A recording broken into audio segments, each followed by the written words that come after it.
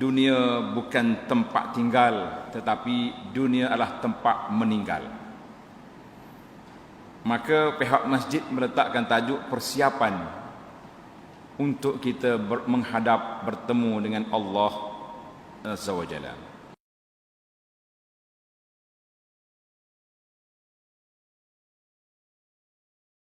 Artinya kita hidup atas dunia ni kena sentiasa ada persiapan, sebab perjalanan kita semenjak daripada ibu melahirkan kita ke dunia dulu tak pernah berhenti, tak pernah pause walaupun seminit. Perjalanan menuju ke akhirat berterusan. Hujan ke panas, waktu Covid mari ke tak Covid mari, dia berjalan semua. Cuma kita tak terasa, kita tak sedar. Sebab kadang-kadang bila umur bertambah, orang pakat makan kek, suka-suka, ada setengah model lagi tiup lilin. Jadi tidak berasa bahawa sebenarnya kita bukan menyambut hari lahir, menyambut hari semakin hampir. Hampir dengan apa? Dengan mati. Manusia atas dunia ni dia akan berubah setiap saat. Bila kita tak berubah, tuan-tuan dan puan-puan ingat tanda satu maklumat, kita tidak akan berubah bila masuk dalam syurga esok, umur kita tak berubah. Sebab apa umur tak berubah? Sebab dia tidak ada siang dengan malam. Jadi tak ada hari nak kira. Berapa hari duduk sini, tak ada. Tak boleh kata kita nak memikir, berapa tahun dah masuk dalam syurga ni? Tidak ada tahu. Yang pentingnya para jemaah sekalian, kita tak seduk memikir berapa tahun. Yang kita kena fikir, bagaimana kita nak dapat tempat di dalam syurga yang telah disediakan oleh Allah Azza wa Jalla. Tuhan kata, uiddat lil muttaqin. Allah kata, aku sediakan syurga ini kepada orang yang bertakwa. Maknanya bila kita tahu lorong ke syurga melalui lorong takwa, maka kita kena sentiasa menjadi manusia yang bertakwa kepada Allah Azza wa Jalla. Muslimin dan muslimat, oleh kerana perjalanan itu tak pernah terhenti, maka kita diminta supaya sentiasa mengingati mati. Mana orang ingat ke mati, dia tak akan buat benda maksiat sebab dia ingat. Dia diharapan dia mati. Tapi orang takut ke mati ni orang tak mau mati. Macam kita ni antara orang takut mati belakang. Nah, pasal tu orang mari jual ubat apa pun. Laku ubat. Ubat ni kalau makan dia agak masya-Allah hilang belakang segala penyakit. Beli kita 300 400 kotak beli dah. Makan tak jadi apa juga. Itu dia panggil beza di antara takut mati, ingat mati. Jadi kita kena dua-dua. Mentaka tak takut mati, musim Covid mari pun duduk. Orang panggil Covid lah tak. Kita ni tawakal, kita tawakal pada Allah, tapi usaha kena buat. Tak boleh orang panggil suka-suka. Maka para jemaah sekalian, Allah Subhanahu wa taala telah memberi peringatan besar kepada kita dalam surah Ali Imran. Tanda surah ni. Nanti ni kita tanya pula. A'udzubillahi minasyaitonir rajim. Kullu nafsin za'iqatul maut. Wa innama tuwaffawna ujurakum yawmal qiyamah. Faman zuhziha 'anil nari wa udkhilal jannata faqad faz. Wa mal hayatud dunya illa mata'ul ghurur. Tulis surah Ali Imran 185. Kalau boleh ambil ayat ni dengan terjemahan dia, tulis besar letak dinding rumah kita. Pagi-pagi petang-petang kita baca ayat. Kullu nafsin za'iqatul maut. Setiap diri yang bernyawa, Allah kata dia akan merasai mati. Mati ni kita akan rasa. Pasal tu dia panggil sakarat al-maut. Inna lil mauti la sakarat. Mati itu ada kesakitan dia. Sakit. Tapi berbeza cara sakit, kita tengok nanti kejap. Mana setiap yang bernyawa dia akan merasai mati. Bila mati bermakna tamatlah tempoh kita atas dunia. Tuan-tuan kena ingat, perjalanan hidup kita ni akan melalui 3 fasa.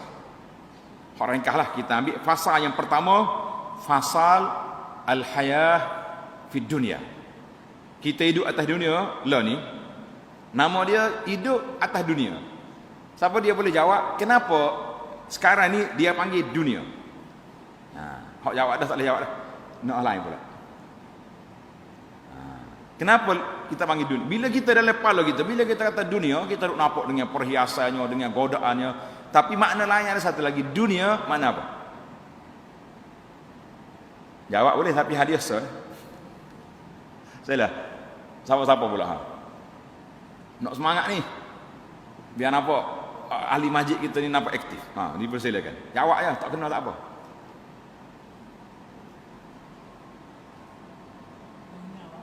Ya. Dunia ni maknanya hotlan ni. Itu maksud dia. Kita hidup dunia. Hidup di atas dunia maknanya negara kita sekarang. Itu makna dunia. Pasal tu kita belajar kan dalam Isra' dan Mi'raj, Nabi kita naik ke langit dunia. Mana langit dunia? Langit yang paling hampir, yang dekat. Maknanya hidup kita lah ni, itu dia panggil hidup di alam dunia. Lepas pada ni, tak tahu berapa lama, mungkin dalam masa yang terdekat, malam ni, esok 10 tahun, 20 tahun lagi, Allah Ta'ala yang maha mengetahui, kita akan mati. Bila mati, itu dia panggil alam barzakh. Secara umumnya dia panggil alam kubur. Alam kubur. Dia kata ada juga orang yang mati tak masuk kubur. Contohnya orang yang mati dalam laut pakai hilas itu, tak masuk kubur dia. Tapi secara majoritinya, secara umumnya, bila orang mati, thumma amatahu fa aqbarah, kemudian bila dia Allah Taala matikan dia, maka dikuburkan, kan? Maka dia panggil alam kubur ini alam selepas dunia, nama dia alam barzakh. Sebab apa nama dia alam barzakh? Sebab dia panggil alam pemisah. Dia duduk atas dunia. Mana kubur dia? Tu. Kalau kita pergi korek, ada tuan dalam. Nah, kalau tak ada tuan penuh pun, ada tulang. Tapi dia punya muamalatul akhirah. Interaksi dia, interaksi akhirat. Tak sama dah. Nabi sebut, bila kita hantar jenazah ke kubur, kan, kita pun balik. Orang mati, yasma' qur'ani alikum, dia dengar tapak kaki kita balik. Balik dah lah. Tak ingat apa dah dia. Bila kita pergi kubur, sunnah yang Nabi kita ajar, apa dia? Bagi salam. Nah, ingat salam. Assalamualaikum ya dara qaumin mu'minin. Wa inna insya'allahu bikum lahiqun. As'alullaha lana wa lakumul afiyah. Cuba tuan-tuan pergi ke kubur. Malam-malam kita pergi nak lembutkan hati, di kubur ziarah, kita bagi salam dengan kita faham makna dia, insya-Allah akan menambahkan keinsafan. Assalamualaikum ya dara qaumin antumus sabiqun wa nahnu lahiqun. Mungkin dulu kami akan ikut kemudian. Wa inna insya-Allah bikum lahiqun. Jadi kalau kita sebut macam ni, kita akan terasa, tak lama aku ni pun. Hari ni kita wisalah atas, lepas ni orang bagi salam kita pula. Maknanya itu dia panggil alam barzakh. Dia orang mati dia tahu siapa dia pergi kubur dia, tapi dia tak boleh jawab. Dalilnya setelah Nabi kita berlaku peperangan Badar. Peperangan Badar ni tanda dah. Pelajar-pelajar kita ni tanda tulis. Iaitulah berlaku pada 17 Ramadan tahun yang kedua Hijrah. 17 Ramadan. Dia kaedah begini tuan-tuan. Bila kita pergi mengaji, kalau kuliah berkitab, kena bawa kitab, jangan tak bawa. Kalau tak ada kitab, macam kuliah ceramah umum perdana gini, jarang-jarang, kita bawa kertas, baru jadi, kan? Pasal itulah Imam Syafi'i dia selalu memperingatkan kita. Imam Syafi'i kata, siapa dia pergi majlis ilmu tak bawa kalam, tak bawa kertas, samalah seperti orang pergi tempat kisah gandum tak bawa gandum. Imam Syafi'i kata, kalau anak tak kata dah. Tapi kita sebut hak dia kata. Baik. Kalau dia kata tak apa, sekarang ni ada note dia panggil, boleh tulis ada. Tulislah, takut cuma takut masuk muka lain kau pakai sengat situ, tak apa. Ilalah puan. Yang kedua dia panggil alam barzakh, maknanya alam pemisah. Tidak duduk atas dunia dan belum lagi ke akhirat, maka interaksi dia berbeza. Di antara doa Nabi kepada mayat, Nabi kata fafsah lahu fi qabrihi, ya Allah luaskanlah kubur dia. Kubur luas mana? Kita gali lahap sudah betul-betul teluh mayat. Tiba-tiba Nabi kata wafsah lahu fi qabrihi, ya Allah luaskanlah kubur dia. Macam mana Allah Taala luaskan kubur? Dalam riwayat lain kata bila malaikat angkat orang mati ni, dia angkat dia, dudukkan dia masa dia nak tanya soalan. Pada waktu itu yufsah lahu maddal basar, orang yang baik-baik dibuka, diluaskan kuburnya seluas mata memandang. Mata kita ni 0.0 orang panggil dak. Hok cukup molek ni. Berapa jauh boleh pergi? Kita tengok ngah padan. 1 kilometer lebih. Apa satulah kita kata interaksi dengan orang kubur, kita kata sempitnya kubur. Kalau orang baik, insya-Allah yufsah lahu maddal basar, diluaskan kuburnya seluas mata memandang. Allahu akbar.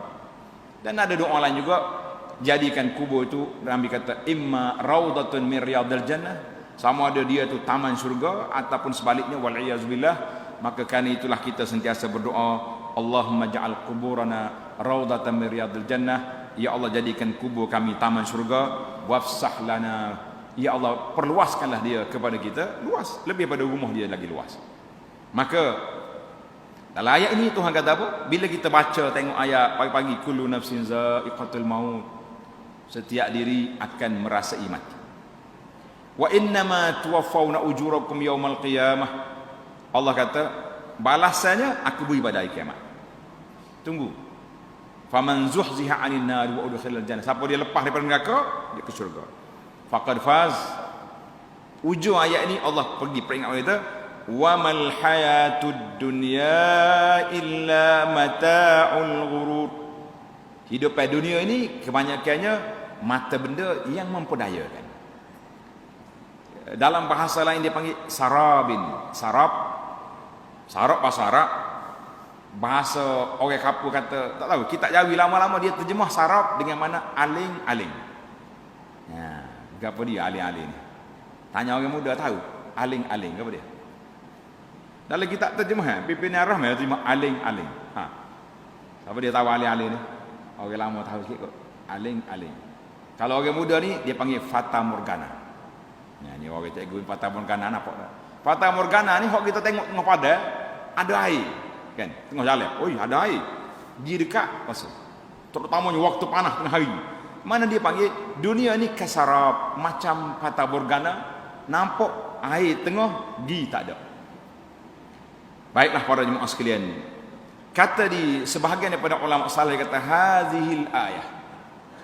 Ayat ini fiha ta'ziyatun li jami'in nas. Allah merupakan takziah kepada semua manusia kerana tidak ada manusia yang hidup atas dunia ni kecuali akan merasai mati. Allahu akbar.